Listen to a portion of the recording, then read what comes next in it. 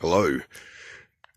So I thought seeing, well, hopefully, fingers crossed, this thing is mere months away from being complete. And by what I mean by complete, I mean registered and on the road, everything. Um, so I thought I'd do a bit of a walk around, um, and whatnot of what I've done so far, because I think there's a few bits and pieces I've missed on this. I haven't actually made videos on whatnot. I'll also run you through a bit of the costing, if any of you are curious about how much this sort of is worth to do yourselves. I won't go into great detail, but I'll give you a bit of run through of what I got left to spend on it and how much the parts cost. But without rambling on too much, I'll take us for a little walk around, eh? So we'll start inside.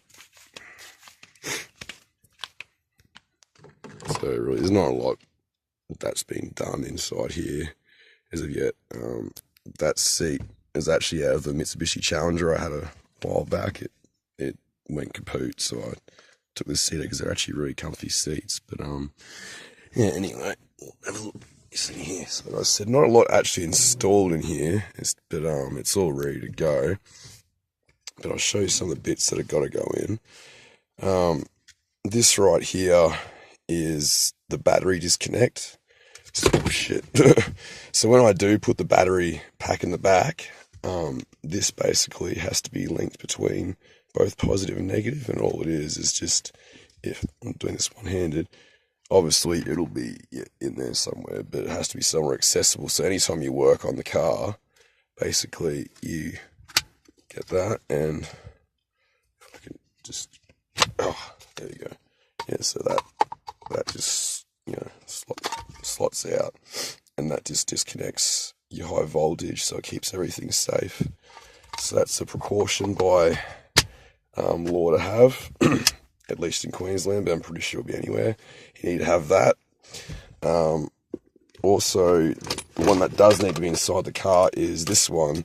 Pretty much the same sort of thing. Except it just goes as a switch between your positives, and I'll probably mount that there, so it's sort of nice and neat out of the way or something like that, because you want to put it somewhere where it doesn't look ugly, but it needs to be somewhere accessible, because that, again, is your emergency cut-off switch. So if you get into an accident or anything happens, basically you click that, and that disconnects the main pack, so all your high voltage is gone. There's no active link between it and the control box. So yeah, they're two parts that are going to go in. There's also going to be, I think a speedo works fine, but I am going to put just the little screen. There's going to be a little computer for my BMS system, and it also, gives me logs on everything, the control box, all kinds of bits and pieces. But yeah, it's just a little screen will be mounted here in the dash. I'm also going to have the rear vision camera mounted. You can get the clip-on ones that go with your rear vision mirror, so I was going to put that there. That way it keeps everything nice and tidy, because I really don't want to have this looking, I like the factory look of this car, it's nice. So yeah, but what I have got different is, obviously there's the switches here. That's the power steering, that's the light bar, and that's the air conditioning. And there's room here for another one if I need it, which I probably will. But yeah, so that's the inside of the car. I'll take you around now. Oh, actually, while I'm here, we'll take a look under the bonnet, because there's a few bits I've missed under there.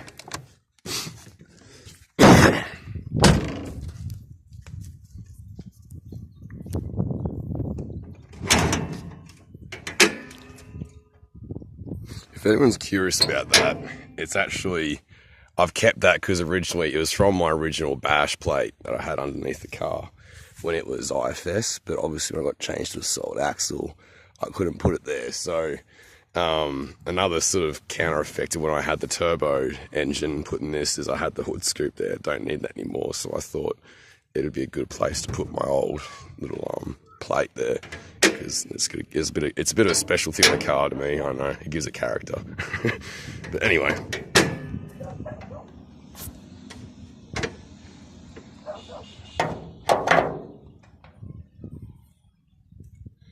So this is underneath the bonnet, which you've already seen before, but there's probably some bits here that some of the keen eye have realised I haven't explained.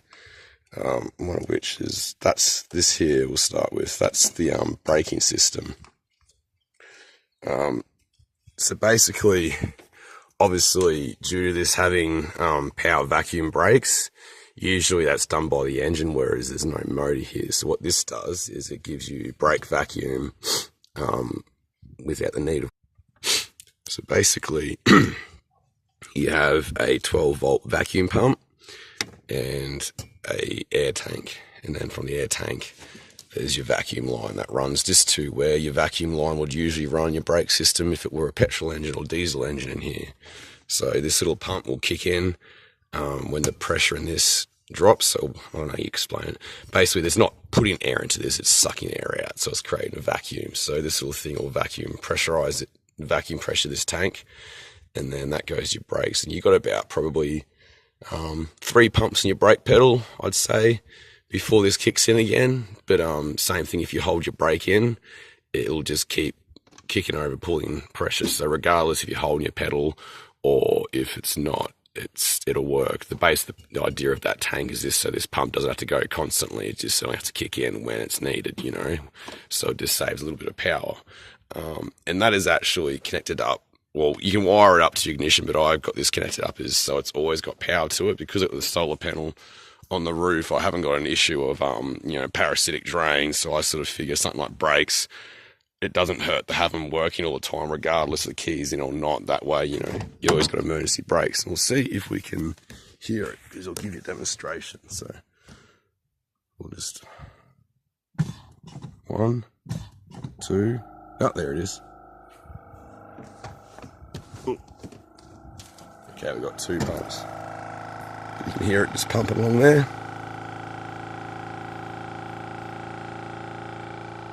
And there you go. And the tank's all good to go again. So we'll go back inside. And we'll probably get 2 or 3 pumps again. Ready? 2, 3. And there you go. Pumps in.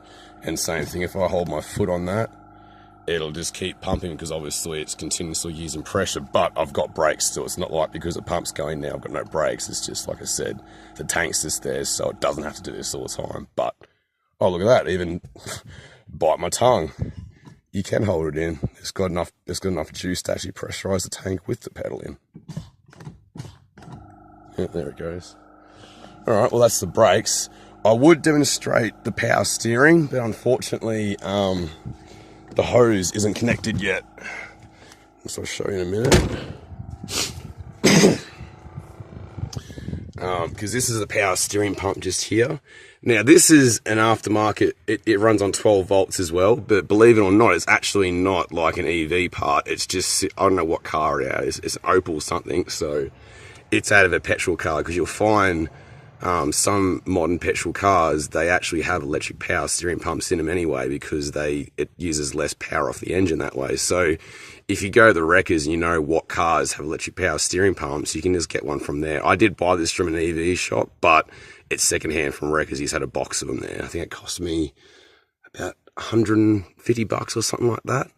Not too bad, really. I think if you buy an aftermarket one that's, brand new electric unit, they cost you about, $500. So, yeah, this wreckers your friend with this one. You just got to work out how to connect them up. But as you can see, I can't do pressure piping because this leaks. It pisses out the power steering oil. So I've got to get a hose guy around to actually make up proper hoses to link into my power steering so it doesn't leak like a sieve.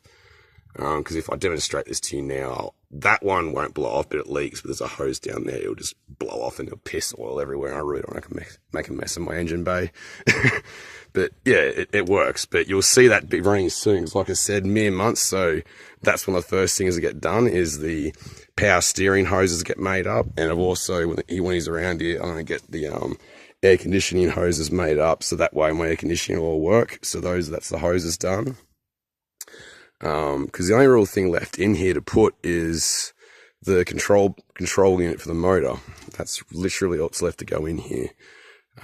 But like I said, we'll go through the parts that left to go later. But that's the engine bay as of now. You know, these are on the 12-volt system. I've got to get a new control box for my winch, but that's not a priority because that's not really needed for the car to run. But obviously, being a full drive, I want my winch back, so that control box is blowing in to get a new one of them. I don't think there's anything more. Like I said, there's a bit of conduit. I got to get these wires. Like, these wires are all pretty tidy, but I'm leaving exposed for now. But once I've finished, I will have to be going the wrong conduit and everything like that, because just to make sure it keeps it all tidier for Queensland Transport to be happy. But generally speaking, I think I've done a right job in here. It's looking quite tidy. Like, it's just going to have a control box pre-mounted there or over here somewhere. That's it. But yeah, we'll take you around the back of the car now. So, as you can see, this is the canopy. It's all complete now. It's all lockable. Pretty simple. Like I said, I kind of like the robustness. I don't know what you'd say, the rustic robust. I like the look of how I've done it. I've built this entire thing myself. I'm not a Boilermaker. I'm not a fucking fabricator. I'm a chippy by trade, Billy. So I'm quite happy with this back, and it suits the style of the ute anyway. I really like it. Like, these boxes, I made these when I was, I think I was only like a second-year apprentice, so there were some toolboxes I made on the trade, because at the time, and I could be talking shit, but I fucking swear that, I got copied, because at the time, I made these on a trade toolboxes because you could not buy ones that had the nice angle at the back like this, because, being a full drive, they only had the square ones, and like, they just get smashed up every time you go on any kind of incline. So I decided to make some myself. And yeah, I made these angled ones along with the nice front ones that are all, tied together, and they just screw up underneath my aluminium tray. And when I made the new tray, I just bolted them on, because obviously they're toolboxes, they're modular. But yeah, at the time, I was going to TAFE, and I was driving past an actual toolbox shop where they, make canopies and toolboxes and everything.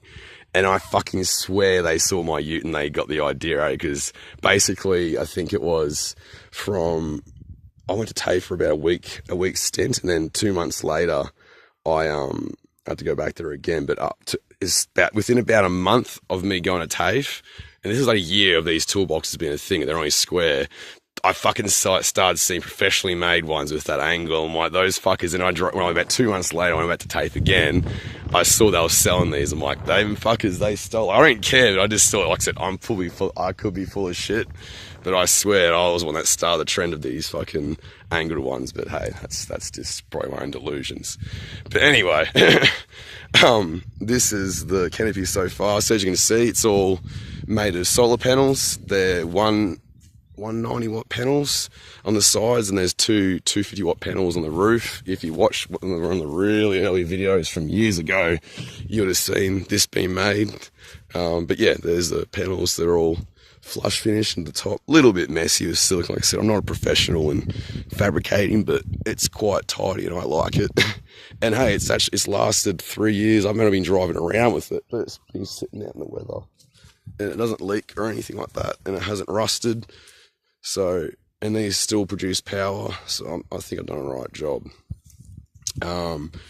However, I am going to put the camera down for a bit, because I have to open it all up, and that's really going to be a pain in the ass with one hand, and I don't have a tripod, and I don't currently have my drone with me, so there'll be a little flash of this all opened up, and I'll give you a walk around the canopy. So, 1, 2, 3, boom. So there's it all. Oh wow! So there's it all flared open. So as you can see, it's quite. I'm pretty chuffed with this design. This is how I hold it up at the moment with the straps, which actually works really well. Like, it's quick to open up, easy to do, and it holds it securely. I probably will put some gas struts on it at some point. I just haven't had the money, but I'll still leave these straps here as backup. But hell, I might even leave them as like that, because honestly, like, as you can see, it works fucking great. But yeah, when you open those up, obviously that gives you nice big flat sort of area for the panels to catch the sun. Because, like, I don't know if I mentioned it, but the amount of panels I have here pretty much equals up to the perfect amount of voltage to charge the main drive pack. So, and I calculated I should be able to get around 30 to 40 kilometers of range. Like, obviously that's like perfect conditions, so I probably won't get that much. But still, just from this sitting out in the sun like this, with good light, I should get around, I'd say safely 20 Ks, but 20 to 30 Ks we'll say. We'll test it when it actually happens, but 20 to 30 Ks worth of charge per day. So just a nice little top up, because hey, your car's sitting outside anyway when you're driving around, and even if they're closed up, they still, sun still hits them, so might as well not waste the space. But yeah, so when you open them up, I've still got canvas sides, because I made these canvas sides. That was another thing, like on my last race, so I'm not getting rid of these motherfuckers because I was proud of these. I used my mum's bloody household sewing machine. It did well. Like, no, she was surprised. No one thought I'd be able to sew heavy duty canvas with just a house machine. I'd never sewn anything. I've never sort of sewn anything like this before, so I completely winged it, but I just couldn't justify the cost in buying a canopy, so I decided to buy materials and make it myself. But yeah, so not getting rid of these. It works fine. Got the fly screen sides, little ocky straps. These are actually the sides from my old tray. I thought there's no harm in reusing them, so they border off in here, so when there's stuff in here it won't slide off and smash into the solar panels. And it also just makes it, it gives you a nice little lip. I like having sides on a tray. But yeah, so these can just roll up, and you can leave them rolled up or have them fat down. I just have it just so, because like I said, there's going to be a camp ute as well, so I want to be able to have this parked on a campsite, have these opened up, and still be able to sleep in the back, have all my gear, but have privacy from the elements, or even be able to have this, keep the mosquitoes out and that, like open the sides, use it like a normal fucking camp back, and not be a fucking hot box and solar panels. But these also provide a nice little awning. Like I said, I don't need to fucking have an awning on this now, because you've got these. They protect you from the rain, the weather, they give you a bit of shade, and they're fucking all around it. If I really wanted to, I can make some little canvas bits to go between them. But yeah, I reckon this works fucking titty balls. Sorry, I got some weird sayings there. But yeah, inside this is pretty much done. It's a bit grubby at the moment. I've got to vacuum it. But this is the inside area. Again, if you've seen some older videos, you've probably seen bits and pieces of this. But yeah, this is all made of panels. So basically beneath this panel, you can lift these panels out, because eventually it's going to be battery boxes, or battery box here as well, in this middle one, and this under here will probably be either a battery box or just storage box. But there's going to be a box under here too. That's probably going to be able to be a nice slide out drawer, so you can slide as a drawer or access it from in the top. But currently the only one I have is this one here, because this will hold my initial Tesla modules. So there's going to be 2 Tesla modules in there, and then 2 stacked here side by side. Obviously it's not quite finished. It's all sealed, all siliconed up and everything. I've just got to obviously vacuum it all out and give it a nice paint so it's nicely sealed, and also just so it looks better. But yeah, one of these floor panels obviously goes on top of there, but there will be, that's what this lip's for here, there will be a bit of plywood that will go there, screwed on, sealed in, so they keep dust out, because there'll be like a foam, a rubber seal here, and then the floor panel goes on top here. Either plywood, I might even put a bit of sheet metal, to be honest, to make it look a bit better. But yeah, so see here, because that one over there, I need to fix up. It's bowed a little bit, because this is made from shitty timber. Like, it's strong, but that was bowed. So it's caught this one, which is really fantastic for my demonstrational video, But just take my word for it, these lift up usually quite easily. Like, you should just lift them straight up. Let's see if we can get this one up. Oh, yeah, you gotta get the thing in there. like I said, they're not made to be lifted up all the time. They're just, you need access to the batteries. That's why they're there. But otherwise, it's a nice strong bed to put stuff in. So yeah, that's the crappily explained inside of the ute canopy. What more can I show you? I don't think there is a lot more I can show you, because like, we'll show you underneath. That's the tray there, so obviously you've got these rails, it's all strong. But yeah, there will be probably another box made under here to eventually hold more batteries, because I want to expand. It's got me 30 kilowatt hours to begin with, but I want to double that eventually to a 60 kilowatt hour pack, just so I've got a decent, 300 to 400 k's of range then, because that'll be nice and comfortable. I'm happy with that. But even the initial pack will give me hopefully about 200 k's of range, maybe 150 at worst, which is reasonable, but obviously not ideal. So, but batteries are expensive, very expensive. So yeah, like I said, you've got to start somewhere, and 30 kilowatt hour pack is still, that's what a Nissan Leaf has, so I'm pretty happy with that. But yeah, there will be a box here. But apart from that, that's really all. So what we might do, for those that are curious, I'll show you my little list. We'll just do a little quick walk around as I ramble on. I'll show you my little list I've got of everything left to do on this to literally have it on the road driving, and the costing involved for that. So you'll see what my heartache, what the money I got to spend to finish this project, and I'll give you a rough idea, like I said, just off the top of my head, rough idea of what this has cost me so far, and the entire project, what it's going to cost, in case for those who are curious want to do this for yourself, so you actually have a decent, realistic idea of what to expect out of it. Because I'm not going to lie, it's not cheap, but if you look at the long scheme of things, you're getting like as far as drivetrain, not drivetrain, engineering wise, it's a brand new car. As long as your body